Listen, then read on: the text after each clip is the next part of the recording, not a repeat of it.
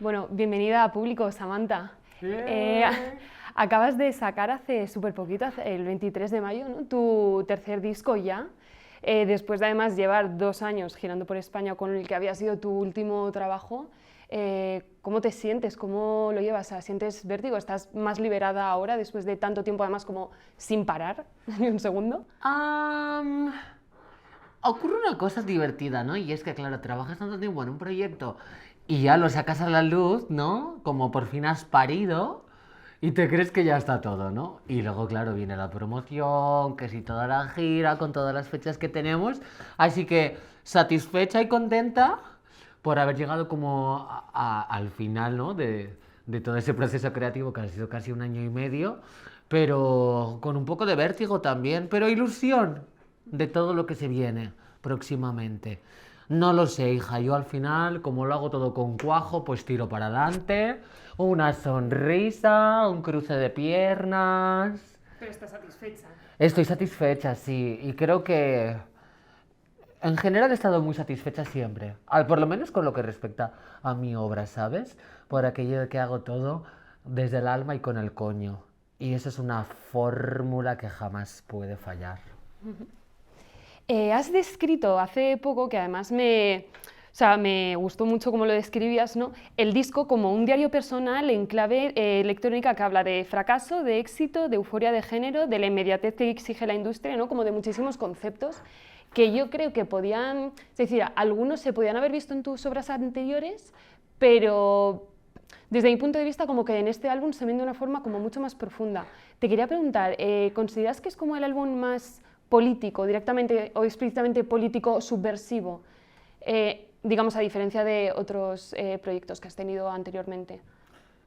Creo que es mi álbum más sentimental y eso resulta subversivo en mi contexto, ¿no? Porque claro, toda mi obra ha estado plagada de referencias políticas, mucha irreverencia, humor, sarcasmo, ironía, ¿no? De una manera muy literal y por primera vez creo que he hecho algo pues que hacen el resto de autoras, ¿no? Que es hablar de sus emociones y hablar de lo que experimentan. Puede parecer algo básico, ¿no? Pero sin embargo es una cosa que no había hecho antes, ¿no? Todo era como un poco desde una tercera persona, en calidad de narradora, pero muy pocas veces lo abordaba desde el yo. Y este álbum va de eso. Por supuesto también es una experiencia universal, ¿no? Porque al final no deja de ser las desventuras de una disidente del género que persigue sus sueños en una gran ciudad. Y yo me atrevería a decir que no soy la única que encaja en esa sinopsis. Así que por eso lo titulé Música para muñecas. Porque lo ha hecho una muñeca, lo han producido varias muñecas y está destinado al resto de muñecas. Claro, además justo por esto te quería preguntar, porque el título que utilizas además es una metáfora y es un título como que tiene una intención muy clara, ¿no? Y que está muy elegido a propósito por todo el tema de que las muñecas, las dolls en Inglaterra, es el término que utilizan las mujeres trans para designarse entre ellas, ¿no? ¿Por qué decidiste utilizar esa metáfora? Me llama la atención. Por un lado es esa herencia, ¿no? De ese término que nace en la cultura ballroom de los años 70 y 80, ¿no? Y era un homenaje al patrimonio inmaterial del colectivo queer, a todas las personas que vinieron antes que yo. Y por otro lado también me parecía una metáfora muy efectiva, ¿no? Para hablar de todas las cuestiones que plantea el álbum, desde el síndrome de la impostora hasta la disforia, pasando por el existencialismo. O sea, creo que la muñeca es la representación de una dicotomía muy clara, ¿no? Con respecto a la feminidad. Y mientras que para muchas mujeres esa feminidad ha sido una imposición representada por ese juguete de niñas, ¿no? La efigie del arquetipo, de la feminidad, de ese prototipo de la mujer irrealista, alejado, ¿no? Que pretende enclaustrarnos en un canon. Para otras mujeres, la feminidad ha sido un espacio a conquistar, como es el caso de las mujeres trans o de mucha gente queer. Entonces me hacía gracia, ¿no? Que por un lado tenemos el juguete patriarcal misógino, en el sentido del títere, la marioneta, de cómo juegan con nosotras y fiscalizan nuestros cuerpos, y por otro lado algo mucho más hermoso, ¿no? Y es esa analogía de pues que al final una no deja de ser la muñeca con la que jugaba en la infancia, ¿no? Yo me siento a la muñeca de una niña a la que no le permitieron ser una niña. Y también es un juguete donde proyectas tus fantasías más íntimas, ¿no? Es la proyección de lo onírico. Entonces me gustaba ese contraste, ¿no? Además de, pues, hacerle el homenaje a las dolls, que creo que es un término muy desconocido en España, es algo bastante de habla inglesa y ni eso te diría, ¿eh? Yo me atrevería a decir que incluso en esos países donde el inglés es la norma, todavía desconoce mucha gente lo que significa doll. Sí, sí, no, y además me parece muy bien que lo traigas a colación en el álbum porque creo que además puede visibilizar toda esta cuestión, ¿no? Hay un tema que a mí como que me resulta muy interesante de tanto de tus trabajos anteriores y que creo que se replica ahora en este disco, que es cómo podemos encontrar una serie de letras y de mensajes que son muy íntimos y que son muy personales, sobre todo en este caso del último, sobre todo, pero en géneros, como puede ser pues, la electrónica, las referencias además que tú tienes pues, al Bacala, al acid, ¿no? Estos géneros en los que nunca te esperarías encontrarte determinados discursos y determinados mensajes. ¿Crees que la música también puede ser un espacio de contrapoder en este sentido? ¿No? Porque estamos acostumbrados como a recibir ciertos mensajes, pues llámalos políticos, reflexivos, etcétera, ¿no? Desde otros canales, pero desde la música, además desde la música electrónica no es tan habitual. ¿Lo consideras como un espacio en el que poder, pues eso, ejercer ese contrapoder? Desde luego, o sea, a ver, pues la gente facha tiene también sus creaciones culturales, quiero decirte, pues Taburete está ahí, por ejemplo, pero yo creo que la cultura siempre ha de estar a la vanguardia y sobre todo posicionarse a favor de la disidencia. Y ya si entramos en cuestiones de electrónica, yo creo que tenemos un ejemplo muy claro de esa intención política, ¿no? Y es el escenario de la rave. O sea, el concepto de una macrofiesta, ¿no? Donde tú vayas a expresarte, a hacer comunión con otras personas, a compartir vivencias o simplemente a disfrutar de un tiempo recreativo, ¿no? Pero en colectivo y además en espacios que están fuera de lo capitalizable, del consumo, de repente una montaña, ¿no? Un campo, a mí me parece algo muy poderoso. Y ya pues si nos vamos a la escena club, creo que también tiene ese punto político. O sea, al final yo las muñecas de las que hablo y a las que le rindo homenaje, la mayoría las he conocido en un ámbito festivo, en la discoteca, ¿no? Amparadas sobre el manto de la nocturnidad que siempre te ofrece, pues, un espacio más seguro para poder expresarte sin límites. Al final resulta mucho más arriesgado vestirte con toda tu lujuria y salir a la calle que montarte una noche para ir a echarte unos bailes con tus amigas. Pero la realidad es que en ese ámbito nocturno yo me he encontrado a una caterva espectacular de animales mitológicos que a día de hoy constituyen mi entorno cercano, un entorno muy valioso. No te hablo de, ah, esta es mi amiga y vamos a tomar café. Por supuesto que hacemos eso, porque una es moderna y pedorrita, ¿vale? Pero también son gente con unas inquietudes artísticas sensacionales que me ofrecen comunidad, que me ofrecen alivio, que me ofrecen consuelo y a través de las cuales yo también exorcizo toda la violencia que he sufrido porque precisamente la comparto con ellas. Claro, de hecho, luego hablaremos de la importancia de las redes, de la comunidad y de lo revolucionario a veces que es simplemente ir a tomar un café con tus amigas y despotricar del sistema porque el sistema nos pide todo lo contrario, ¿no? Con esta hiperproductividad y demás. Además, tú hablas el caso de las ciudades, ¿no? Que es como el máximo exponente de todo esto. Y también yo creo que hay un punto muy guay que es que esto además me recuerda mucho a lo que hacía Bertolt Brecht, ¿no? De ridiculizar un poco a toda esta gente que está generando violencias, ¿no? Y que está reproduciendo como toda esa violencia hacia las disidencias desde la burla, desde la sátira y de decir vamos a reírnos de esta gente porque también puede ser un arma muy fuerte, una estrategia de crítica. Es decir, eso tú lo ves también como una estrategia, ¿no? Para mí el sentido del humor siempre ha sido una herramienta de supervivencia. Quiero decir, porque cuando desde tan pequeña te expones a todas esas tropelías y a todos esos actos de injusticia, al final lo único que te queda es hacer una broma, llevártelo al terreno del absurdo y de la sátira para no volverte loca. Y es lo que he hecho siempre. Quizás ahora para este álbum he intentado priorizar también todas esas preguntas que no quería hacerme, ¿no? Y darle espacio a esas emociones feas que no me apetecía sentir. Y sobre todo cuestionarme, cómo te has sentido a lo largo de estos años, ¿no? Porque pues la chanza y el desparrame ya lo conocemos todos de Samantha Hudson, ¿no? Pues que si la excomunión, que si la campaña de odio de la ultraderecha me ha dado todo lo que tengo, ¿no? Esa parte más irreverente, pero claro, no podemos olvidar que eso existe a la vez que el papel de víctima. Y nunca he sido una persona a la que haya gustado victimizarse, ni voy a reclamar esa posición, ni pretendo hacer de mi dolor un estandarte. Pero claro, al final te levantas un día y dices, jolín, que con 15 años todos los sectores ultracatólicos, conservadores, los partidos políticos reaccionarios me situaran como una diana y hicieran toda esa campaña de cancelación masiva contra una menor de edad, pues quizás sí que me ha dejado más huella de lo que yo esperaba, ¿no? Quizás toda esa persecución mediática incesante, todo el odio que arrojan contra mí con total impunidad, es que, claro, he enfadado a muchos sectores.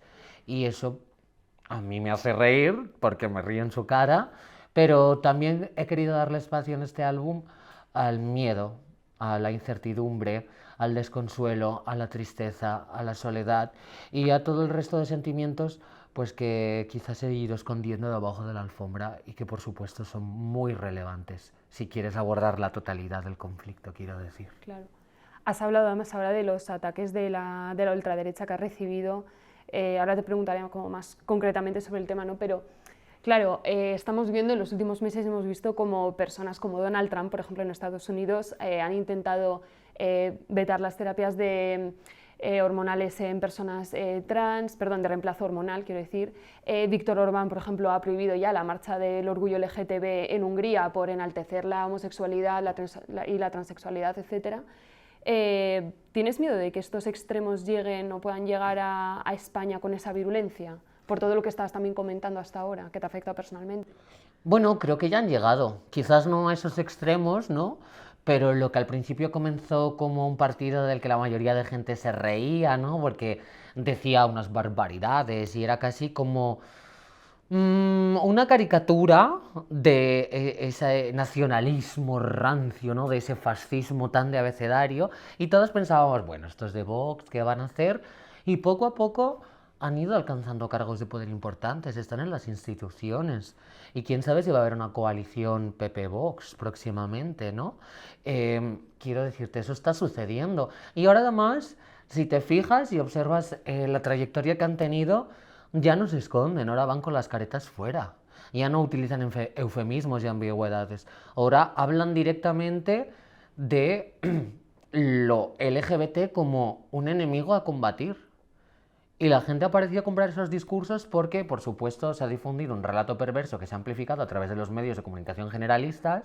Y si tú a una familia que nunca ha visto a una persona trans ni sabe lo que es, le llevas a un hombre que ha cometido fraude de ley porque no le dan la custodia de sus hijos para hablar de no sé qué, o enseñas que han hecho el primer cuerpo de policía trans lésbico y son todos señores y te están diciendo por activa y por pasiva que las trans somos hombres con peluca, que vamos a entrar a un baño, a violar a las chicas, pues al final instauras un miedo, ¿no? Y de eso van sus políticas, de miedo y de oposición, porque realmente ¿qué están proponiendo para mejorar las condiciones materiales de la gente que les vota, ¿no? Para acabar con la precariedad, para acabar con el problema de la vivienda. ¿Qué soluciones están dando? Ninguna, simplemente se dedican a ir en contra de todo lo que dice la izquierda, ¿no? Y si la izquierda de repente la ley trans, pues a por esto, ¿no? Importando, por supuesto, estrategias muy trampistas, que es lo que hacen y por eso resultan tan entretenidos, ¿no? Porque ellos mismos generan esos memes, para que tú empatices, porque al final la gente no se acuerda ni de lo que haces ni de lo que dices, se acuerda de cómo le haces sentir. Y aquí tenemos a la señora Isabel Díaz Ayuso, que ha hecho y dicho muchísimas barbaridades, pero como es graciosa y es canallita, pues la gente parece que está de acuerdo con lo que propone. Y eso es un problemón, la verdad, y sobre todo es una insensatez pensar que una minoría de la población como es el colectivo trans puede suponer un peligro tan grande. Que la gente piense de verdad, ¿cuánta gente trans hay en su entorno? ¿Cuánta gente trans en su entorno le ha arrebatado un puesto en el deporte a alguien que conozca? ¿Cuánta gente trans en su entorno le ha intentado violar o ha ejercido algún tipo de violencia contra ella? ¿Somos el enemigo? ¿Creen que va a acabar en cuanto nos erradiquen de la faz de la Tierra? Porque yo auguraría que no es así. Y van a empezar con lo trans, luego continuarán con los homosexuales, que si un hombre no puede ser amanerado, que cómo va a estar bien que dos personas del mismo sexo se besen en la calle, que si una mujer en vaqueros es una barbaridad, porque la mujer es femenina y tiene que encargarse de las labores del hogar. O sea, esto es un dominó muy peligroso. Y si estás dispuesto a que esta gente tire la primera ficha, prepárate porque la siguiente vas a ser tú. Porque no se van a preocupar por la clase obrera ni por supuesto ninguna de nosotras. Esa gente está para defender los intereses de las élites más poderosas y así ha sido siempre y así va a ser. Entonces, por favor, le pido encarecidamente a todas esas personas que no tienen maldad, que abran los ojos y que sepan de qué estamos hablando, porque hemos dejado que el fascismo entre a las instituciones. Y además, o sea, tú decías además hace un tiempo, ¿no? Y lo retomo ahora porque creo que viene muy a colación con todo lo que estamos viviendo y lo que estamos ahora diciendo, que es en qué momento ser yo misma se ha convertido en un acto político. Yo me acuerdo de esa frase y creo que estamos en un momento como en el que tiene mucho sentido retomarlo, ¿no? O sea, ¿sigues sintiéndolo de esta manera? Que ser tú misma tenga que ser un acto político en sí mismo o que parezca que estás reivindicando cuando lo que estás haciendo es ser tú misma. Sí, pero Decir, que como me suele suceder, yo creo que no es mi responsabilidad. ¿Sabes? Siempre se ha hablado de mí en la prensa como una provocadora, una agitadora, ¿no? Samantha Hudson que viene a revolucionar la sociedad y no sé qué. Y yo creo que siempre ha sido al revés. El problema no ha sido mío, el problema ha sido de los demás.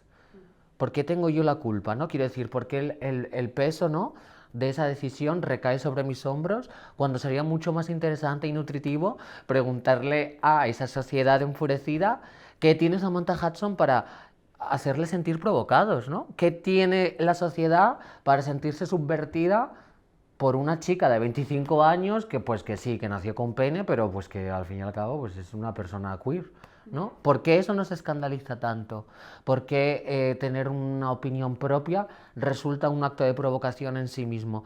Creo que si la gente le hiciera las preguntas que le hace al colectivo LGBT, a las trans, se las hiciera a sí mismos, llegarían a conclusiones mucho más provechosas. ¿Por qué no a mi madre de preguntarse cómo sabe que es una mujer? ¿Por qué no a mi padre de preguntarse qué es ser un hombre? ¿Cómo estoy seguro de qué es ser un hombre? ¿No? ¿Por qué yo sé que soy un hombre? ¿Quién dice que por tener pene soy un hombre? ¿No? ¿Cómo está construido todo eso? ¿Es una estructura? ¿Es algo de la naturaleza? ¿Es una ley orgánica? Quizás es una construcción social. O sea, todas esas cosas y esas cuestiones que se nos exigen al colectivo, creo que también debería formar parte de la norma. Porque todas estamos bajo el paraguas del género. Y por lo tanto nos corresponde a todas, a todos y a todes atajar esas violencias y resolver esas problemáticas. Claro. Y retomando un poco el disco, además, hablas de, bueno, algunas de tus canciones hablas de salud mental, aludes al tema de la depresión. Me recuerda también un poco a cómo ha sido todo el tema de la evolución de los delitos de odio en los últimos años. Ahora recuerdo que encima hace poco ha salido la resolución del asesinato de Luis, no me acuerdo el nombre, bueno, de Samuel Luis. Es decir, con el componente de que además ha sido como uno de los primeros casos en los que se ha declarado que era un crimen por homofobia, con lo cual también es un paso que eso por lo menos se haya podido calificar judicialmente. No sé tú cómo lo has vivido en lo personal, es decir, toda esta evolución de los delitos de odio, por ejemplo, que tanto se está hablando, en este caso ha sido un caso extremo, ¿no? Pero vemos como muchas violencias también en el día a día del colectivo que quizás están más subterráneas. Desde luego, o sea, quiero decir, al final es todo tan complejo y te atraviesa de tantas maneras. Por ejemplo, también yo creo que es un tipo de violencia la inseguridad que te proporciona estar en la vía pública siendo visiblemente queer, ¿no?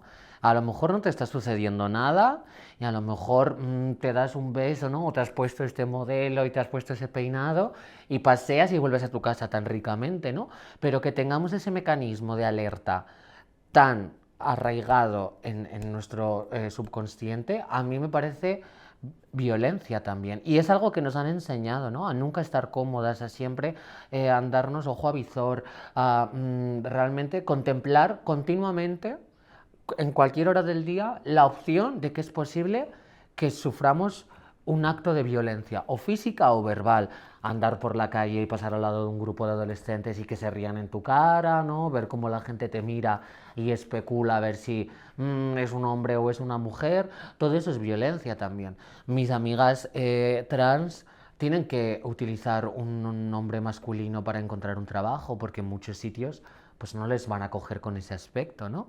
Y haber de enfrentarte a una vida laboral fingiendo que eres una persona que no eres, también me parece un acto violento. Que no te quieren alquilar un piso pues porque eres una persona trans o porque eres una persona racializada, ¿no? Hay millones de tipos de violencia que forman parte de nuestro día a día y de las que además muy pocas veces somos conscientes a nivel colectivo. Y eso es un problemón, por supuesto, pues sí, ya si hablamos de un delito de odio y en este caso un homicidio, es que es el extremo, ¿no? Que se puede llegar. Y tenemos también el caso de, no sé si Sara Villarrey, esta chica colombiana a la que le partieron los brazos y las piernas, la arrojaron a un río a ver si se ahogaba. Sí, sí. Y lo grabaron. Y eso es terrorífico. Y es algo que te puede suceder. A lo mejor piensas que aquí en España, ¿no? Pero es que quién sabe, ¿no? Y es una También, barbaridad. no.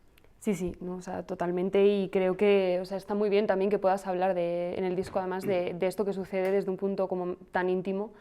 También hay un tema que a mí me llama la atención, que es Liturgia, ¿no? Que es el que grabas con Zahara, de hecho, y creo que además el videoclip es espectacular, ¿no? Como está, es decir, tratas el tema de la iglesia y de todo el tema, bueno, de cómo funciona como una institución o un ente disciplinador de la sexualidad y de los cuerpos, casi al final pues una herramienta como muchas otras que ha habido, ¿no? Pues para eso, para condicionar y disciplinar esa sexualidad, y en el videoclip se ve muy claramente ahí. Me gustaría también preguntarte por eso, porque claro, en los últimos años hemos vivido pues, el papado de Francisco I, como ahora parece que el sucesor del mismo pertenece al ala progresista de la Iglesia, tal.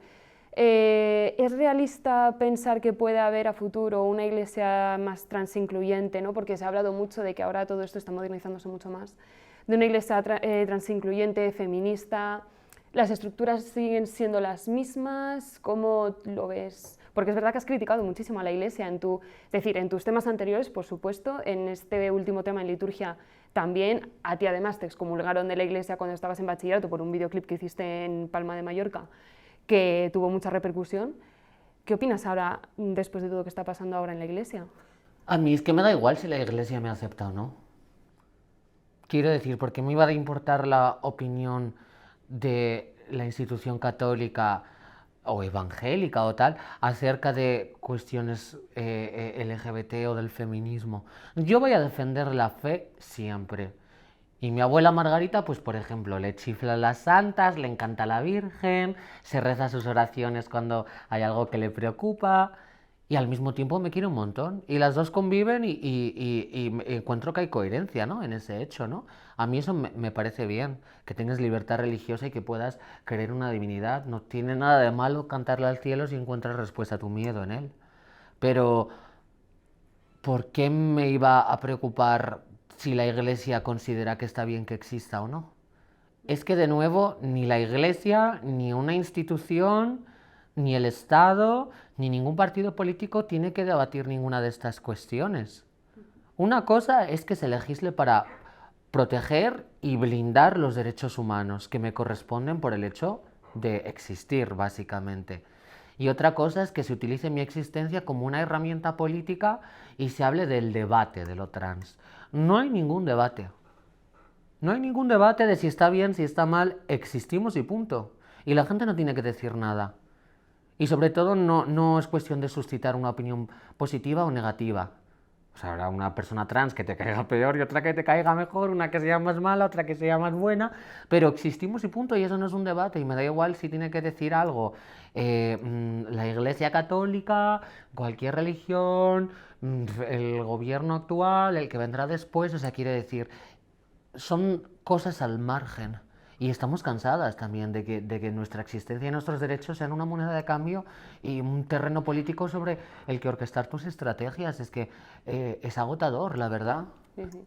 Digo, porque como se ha hablado tanto últimamente de la Iglesia se está reformando, ¿no? Como estos sectores ultraprogresistas ahora de la Iglesia, que si podrían incluir a las mujeres, que si podrían darles más puestos de poder, ¿no? Yo creo que se ha reavivado como un debate en torno a la Iglesia que hacía mucho tiempo que no se tenía y que claro, ha dejado ahí como en el aire la posibilidad de que pueda ahí haber como una inclusión a futuro, pero tampoco se ha preguntado a la comunidad trans qué pensaba de todo esto, cómo le parecía, ¿no? Que ahora de repente tenga que permitirse, ¿no? Por parte de esta gran institución su existencia, lo cual no deja de ser curioso. Yo creo que la gente tiene que dejar de hacer caso a la institución y a los dogmas. No es necesario. Ya. A mi abuela Margarita, de nuevo, en plan, le dará igual lo que diga el Papa. Ella, pues, va a la iglesia, reza, habla con Dios, está tranquila, encuentra sosiego en su fe, la manifiesta como ella cree y se siente aliviada por ello, ¿no? ¿Por qué has de preguntarle a una institución? ¿Por qué has de preguntarle al poder lo que está bien y lo que está mal? ¿Por qué no hablas con Jesucristo y que haga de intermediario, ¿no? En todas esas cuestiones? Cambiando así radicalmente un poco de tema, mencionas mucho las ciudades, ¿no? La ciudad como espacio en el álbum, o por lo menos esa es una cosa que parece bastante transversal. Me llama la atención porque no sé si has leído la última novela de Alana Portero, La mala costumbre, que es tan famosa, ¿no?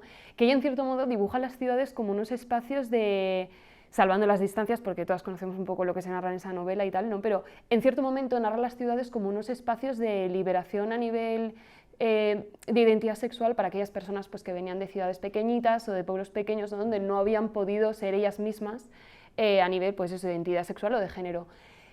Sin embargo, tú tienes como una perspectiva que coloca las ciudades como lugares bastante hostiles, ¿no? Y donde además se da una soledad y un aislacionismo bastante tóxicos.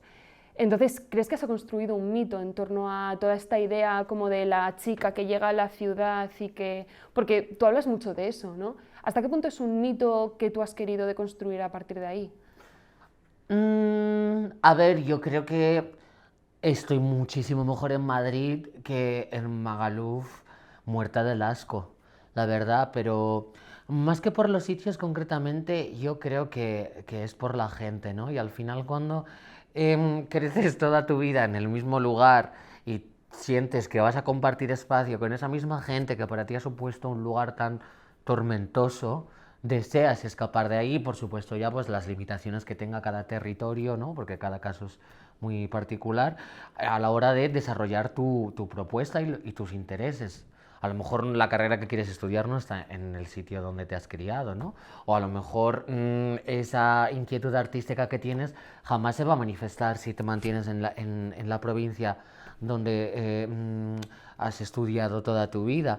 Entonces, por un lado es eso, y por otro lado, pues sí tiene ese punto del despertar sexual, pero una cosa no invalida a la otra, ¿sabes?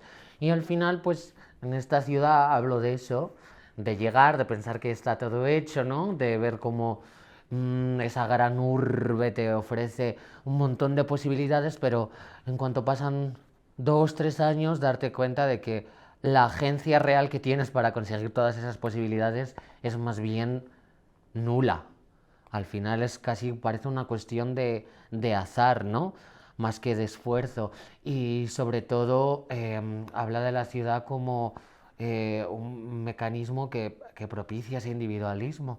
Porque pues, estamos viendo, por ejemplo, en Madrid como todo se está volviendo un parque de atracciones para turistas, donde vivir es imposible debido a la especulación, los fondos de inversión, al Airbnb, a estas personas que vienen aquí y se compran un apartamento cutre, lo reforman y lo venden al doble de precio, ¿no? Una casa enorme la dividen y hacen 3 apartamentos para poder sacar beneficio. Eso y también que se está vendiendo el espacio público a empresas privadas. La 2 de mayo, por ejemplo, la quieren reformar para poner más terrazas. Y paseas por la calle y es muy difícil ver un banco. Un banco no me refiero monetario, ¿no? Sino para sentarte. Claro, por eso, claro, justo, o sea, esas redes de las que hablábamos antes, comunitarias, que antes existían, bueno, ahora siguen existiendo quizás en lugares más pequeños, ¿no? Pero todas esas redes de cuidados que nos sostienen, sobre todo a las mujeres, ¿no? Y que crean esos vínculos de comunidad. ¿Tú sientes que en ciudades como Madrid, donde tú estás habitando, se han perdido? O sea, se están perdiendo. Creo que sí, creo que hay pocos espacios de reunión, precisamente por esa destrucción masiva de los espacios públicos. O sea, es que ¿dónde queda la gente, no? Quiero decir, sitios de reunión fuera de el consumo y el capital. Hay muy pocos y luego pues centros sociales como la Animosa o la Rosa pues están continuamente en una persecución policial muy contundente, ¿no? Y con un riesgo muy grande de desalojo. O sea, nada, intentaron desalojar la Animosa. Y dices, ¿por qué?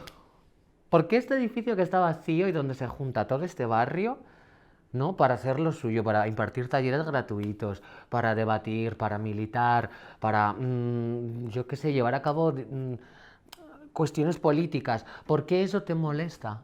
Y en mi frase está la respuesta, ¿no? Porque organiza a la juventud, porque politiza a la clase trabajadora y porque hace que todas esas personas tengan un sitio donde reunirse y sentir que tienen poder como colectivo. Claro.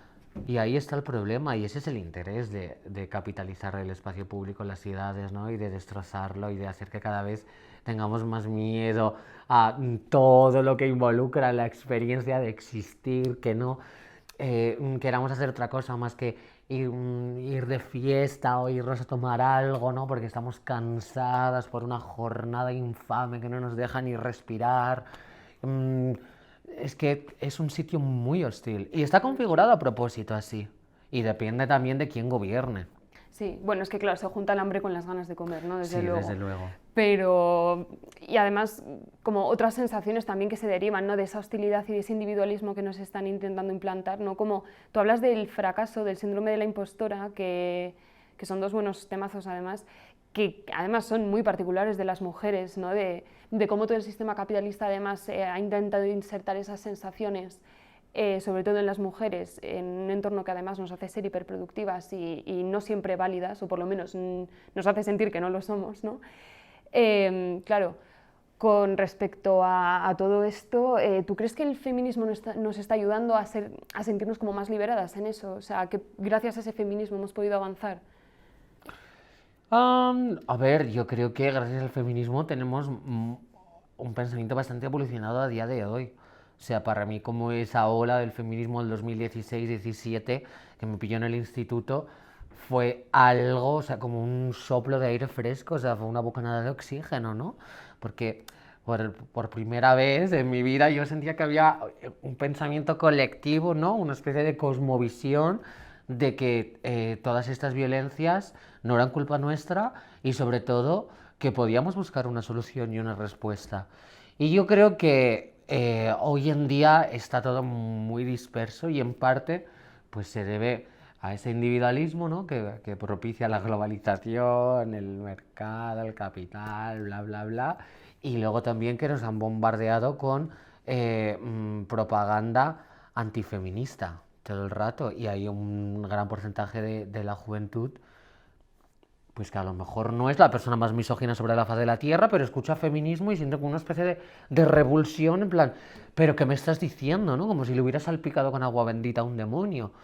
Y es como, chica, o sea, relájate, que estamos hablando de feminismo, ¿no? Esto también va para ti, ¿no? Al menos deberías sentir que tú tienes que participar de esta lucha.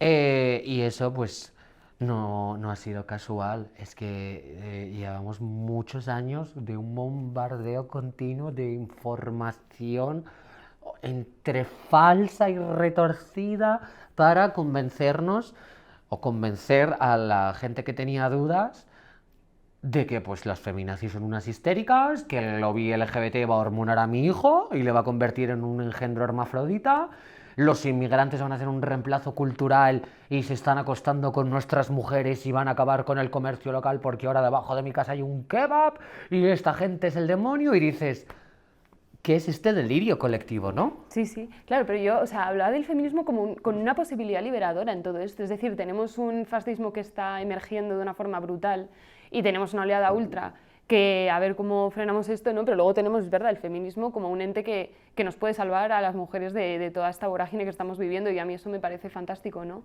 Como que creo que también ese potencial es muy bonito verlo. Sí, creo que tal vez una de las pocas cosas que sí que nos pertenece en totalidad es nuestro discurso, ¿no?